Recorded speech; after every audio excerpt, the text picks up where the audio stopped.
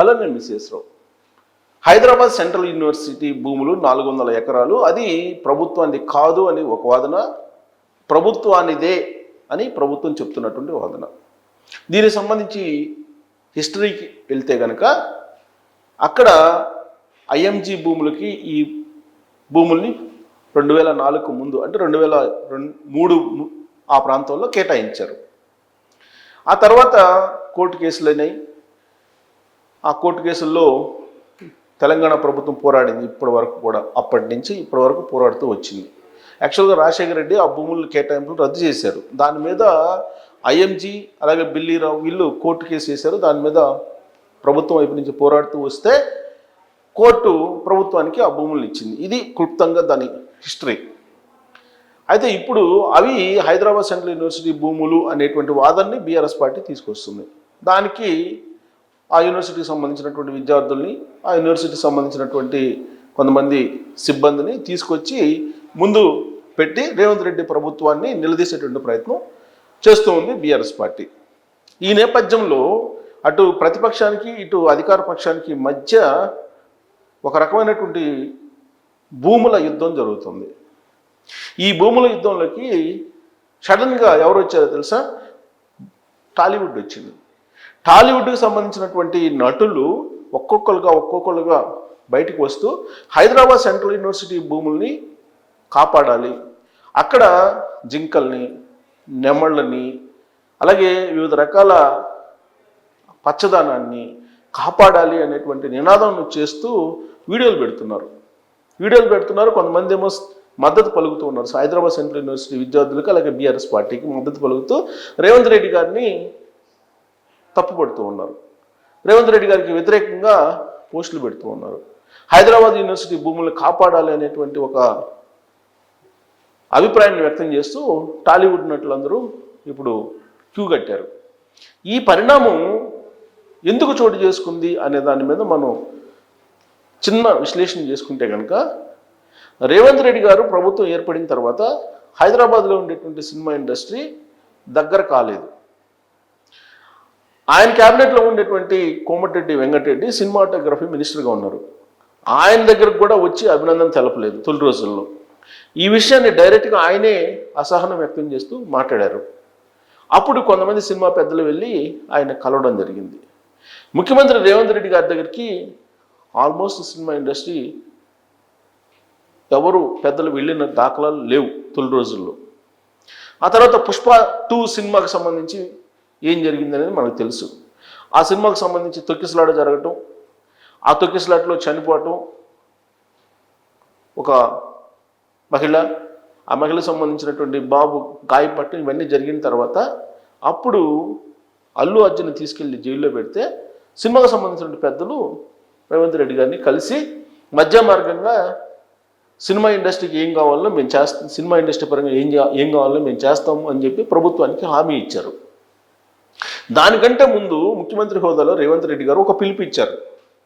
హైదరాబాద్ని డ్రగ్స్ రహిత రాష్ట్రంగా మార్చాలి, దీని మీద అవగాహన కల్పించడానికి సినిమా నటులు కొంత అవేర్నెస్ పెంచేదాకా వీడియోలు పెట్టండి, సోషల్ మీడియాలో వీడియోలు పెడుతూ డ్రగ్స్కి ఎవరైతే ఎడిక్ట్ అవుతున్నారో వాళ్ళని దూరంగా ఉండమని చెప్తూ అవగాహన కల్పించే ప్రయత్నం చేయండి అని చెప్తే ఏ ఒక్కరు ముందుకు రాలా, ఏదో ఒకళ్ళిద్దరు తప్పితే. అంటే రేవంత్ రెడ్డి గారు పిలుపునిచ్చినా కానీ ముఖ్యమంత్రి హోదాలో సినిమా ఇండస్ట్రీ స్పందించలా.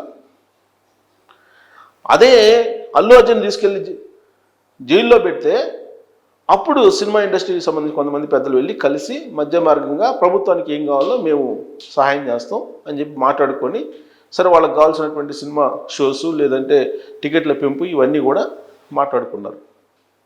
దాంతో ఆ వివాదం సమసిపోయిందని చెప్పి అనుకున్నారు. ఇక రాబోయేటువంటి రోజుల్లో ప్రభుత్వంతో కలిసి సినిమా ఇండస్ట్రీ నడుస్తుంది అని చెప్పేసి అనుకున్నారు. ఇలాంటి సమయంలో ఇప్పుడు హైదరాబాద్ యూనివర్సిటీ ల్యాండ్స్ ఇష్యూ వచ్చింది. ఈ ల్యాండ్స్ ఇష్యూలోకి టాలీవుడ్ ఎంటర్ అయింది. సాధారణంగా టాలీవుడ్ ఈ మధ్యకాలంలో అటు ఆంధ్రప్రదేశ్లో వైఎస్ఆర్ కాంగ్రెస్ పార్టీ ఉన్నప్పుడు, అలాగే తెలంగాణలో కాంగ్రెస్ పార్టీ రేవంత్ రెడ్డి గారు వచ్చిన తర్వాత సినిమా ఇండస్ట్రీ దాదాపుగా ప్రభుత్వాలకు దూరంగా జరిగింది. ఒక్క కేసీఆర్ గారు ముఖ్యమంత్రిగా ఉన్నప్పుడు మాత్రమే కేసీఆర్ గారితో ట్రావెల్ అయింది సినిమా ఇండస్ట్రీ. సరే, ఆయన ఇచ్చినటువంటి లబ్ధి ఏంటి, ఆయన ఎలాంటి లబ్ధి కలిగించారు, లేదంటే ఇక్కడ సినిమా ఇండస్ట్రీకి సంబంధించిన పెద్దల భూములు లేదంటే ఇతరత్ర ఆస్తులు భారీగా ఉన్నాయి కాబట్టి వాటిని కాపాడుకోవడానికి ఇష్టం ఉన్నా లేకపోయినా కేసీఆర్ గారితో కల్వకుంట్ల ఫ్యామిలీతో ట్రావెల్ కావాల్సినటువంటి పరిస్థితి ఏర్పడింది అనేది కూడా ఒక వాదన ఉంది. అయితే తర్వాత రోజుల్లో కల్వకుంట్ల ఫ్యామిలీలతో కలిసి వ్యాపారాలు చేసుకునేటువంటి సినిమా ఇండస్ట్రీకి సంబంధించిన పెద్దలు కూడా ఉన్నారు. సో ఇలాంటి పరిస్థితుల్లో బీఆర్ఎస్ని మళ్ళీ అధికారంలోకి తీసుకురావాలనేది 2023లో కూడా సర్వ ప్రయత్నాలు టాలీవుడ్లో ఉండేటువంటి చాలామంది చేశారు. కానీ సామాన్య ప్రజలు, తెలంగాణ సాధారణ ప్రజలు కాంగ్రెస్ పార్టీని అధికారంలోకి తీసుకొచ్చుకున్నారు. సిటీలో వచ్చేటప్పటికి టాలీవుడ్ సంబంధించినటువంటి ప్రమేయం, దాని యొక్క ప్రభావం ప్రత్యక్షంగా ఉంటుంది సిటీలో. హైదరాబాద్ సిటీలో మీరు చూసుకుంటే బీఆర్ఎస్ పార్టీ గెలిచింది 2023 అసెంబ్లీ ఎన్నికల్లో. సో కాబట్టి ఎప్పుడు టాలీవుడ్ బీఆర్ఎస్ పార్టీ వైపే ఉంటుందనడానికి ఇప్పుడు హైదరాబాద్ సెంట్రల్ యూనివర్సిటీ ఇష్యూనే తీసుకోవచ్చు. వాళ్ళని ఎవరూ అడగలేదు, కనీసం రెస్పాండ్ కాండి అని చెప్పి కూడా ఎవరు అడగలేదు. కానీ వాళ్ళే స్వచ్ఛందంగా ముందుకు వచ్చి ఇప్పుడు హైదరాబాద్ సెంట్రల్ యూనివర్సిటీకి సంబంధించిన భూములు కాపాడాలని చెప్పి చెప్తున్నారు. ఒక డ్రైవ్ లాగా చేస్తున్నారు సినిమాకు సంబంధించినటువంటి వాళ్ళు. ఇంకొక వైపు ప్రభుత్వం ఏం చెప్తోంది, ఈ భూముల్ని హైదరాబాద్ యూనివర్సిటీ ఎప్పుడో ప్రభుత్వానికి ఇచ్చేసింది, అవి తెలంగాణ ఇండస్ట్రియల్ ఇన్ఫ్రాస్ట్రక్చర్ కార్పొరేషన్ పరిధిలో ఉన్నాయి. ఆ రోజున హైదరాబాద్ సెంట్రల్ యూనివర్సిటీ నుంచి తీసుకున్నటువంటి భూములకు బదులుగా గోపన్నపాలెంలో భూమికి భూమి అన్నట్టుగా అక్కడ హైదరాబాద్ సెంట్రల్ యూనివర్సిటీకి కేటాయించాము కాబట్టి ఆ భూములు ప్రభుత్వాన్ని అని చెప్పేసి ఆన్ డాక్యుమెంట్స్ ఆధారాలతో సహా రిలీజ్ చేస్తుంది.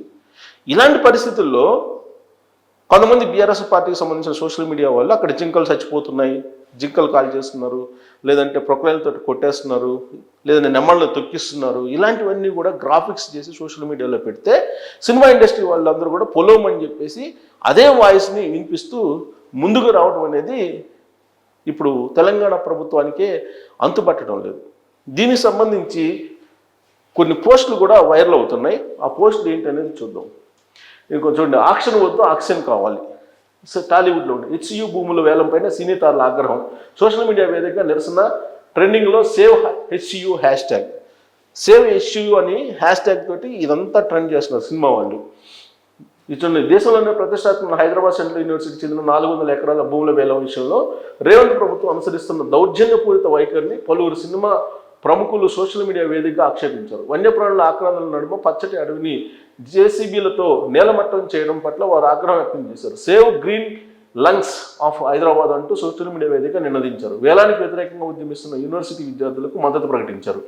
సేవ్ హెచ్యు బయోడైవర్సిటీ అనే హ్యాష్ట్యాగ్తో తమ నిరసన వ్యక్తం చేస్తున్నారు. వీళ్ళు అనమాట సినిమా యాక్టర్స్. ఇప్పుడు తాజాగా ఆవిడ రష్మి యాంకర్, ఆవిడ కూడా రెస్పాండ్ అయ్యారు. ఇంకా చాలామంది రెస్పాండ్ అవుతున్నారు. ఇవన్నీ ఎందుకు చెప్తున్నానంటే, సరే రెస్పాండ్ అయ్యారు, వాళ్ళ వ్యక్తిగతమైన అభిప్రాయాన్ని బయట పెట్టారు, ఓకే బాగానే ఉంది, మనం అభ్యంతరం పెట్టకూడదు, ఎవరి వ్యక్తిగతమైన అభిప్రాయాన్ని వాళ్ళు చేయొచ్చు. మరి ఇదే హైదరాబాద్ యూనివర్సిటీ పక్కన ఏం జరిగిందని నేను చెప్తా. ప్రభుత్వాన్ని రాద్ధాంత విద్యార్థులది, కుట్రలు ప్రతిపక్షాలు, ఈ పోస్ట్ ఒకటి రిలీజ్ అవుతుంది. ఈ పోస్ట్ యొక్క సారాంశం ఏంటంటే దాని హిస్టరీ. 2006 నుంచి కోర్టులో ఉన్న భూమి ఇప్పుడు హెచ్యుది ఎలా అయింది. కోర్టులో ఉన్న మాట వాస్తవమే కదా, కోర్టు తీర్పు ఈ మధ్యనే కదా వచ్చింది ప్రభుత్వానికి హ్యాండ్ ఓవర్ చేస్తూ. ఇన్నాళ్ళు హెచ్యు కోర్టుకి ఎందుకు వెళ్ళలేదు? ఉమ్మడి ఏపీలో హెచ్యు భూమికి బదులుగా గోపనపల్లిలో 394 ఎకరాలు ఎందుకు తీసుకుంది హైదరాబాద్ యూనివర్సిటీ?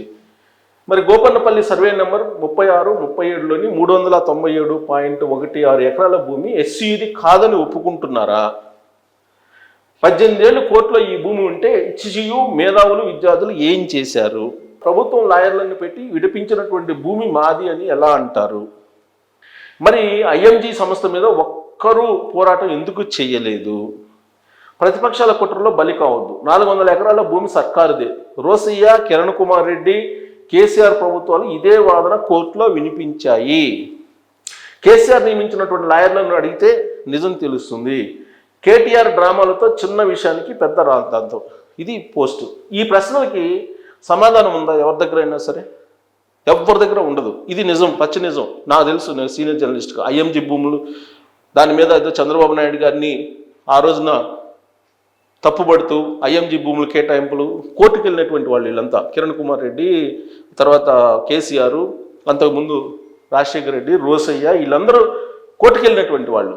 ఐఎంజీ భూముల కేటాయింపుల మీద అనేక ఉద్యమాలు చేశారు కేసీఆర్ వీళ్ళంతా. అప్పుడు చంద్రబాబు నాయుడిని వ్యతిరేకిస్తూ ప్రభుత్వం వైపు నుంచి కోర్టు కేసు నడిచింది. ఇదంతా వాస్తవం. మరి ఇప్పుడు వాళ్ళు చెప్తుంది ఏంది? ఇదంతా ఒక ఎత్తు అయితే ఇదంతా తెలుసుకోకుండా సినిమా వాళ్ళు హైదరాబాద్ సెంట్రల్ యూనివర్సిటీని 400 ఎకరాలను ఏదో చేసేస్తున్నారు, పర్యావరణ భగ్నం చేసేస్తున్నారు, ఇవన్నీ చెప్తూ ఉన్నారు.